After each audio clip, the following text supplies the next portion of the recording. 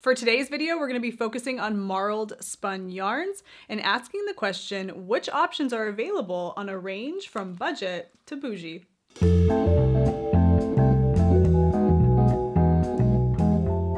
Hello, hello, hello, and welcome to the Wool Needles Hands Midweek Ramble. My name is Taylor, and I'm going to be your host today. I am super excited for today's video because it is the beginning of a new series of videos that I'm launching here on the channel where we explore yarn options on a range from budget to bougie, which is just a fun way to say a price point range from less expensive to least expensive to most expensive based on the research that I've done, which, just so we all know, going forward is not going to be the be-all, end-all to the available yarn options that are out there. This is just the research I've done that I feel is reasonable to give everybody a jumping off point for selecting substitutions for some of the yarns that we love, but just maybe out of reach in terms of price point. So what we're going to be doing, and the format of these, I can tell you a little bit about them based on my own tactile experience. However, a lot of the options I'm going to be sharing with you today will be popped up on the screen in photos, and I'm going to give you some information based on what I see on the websites that are linked to these products. So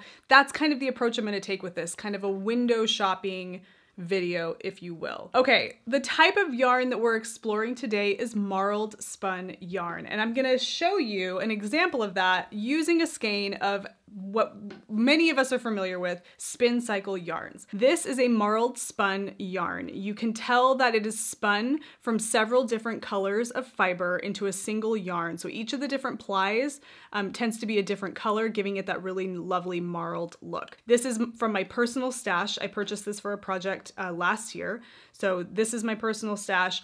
Much of what I show you back here has been purchased with my own money shop. So we all know this was not a sponsored video. All of this was purchased with my own money that has been brought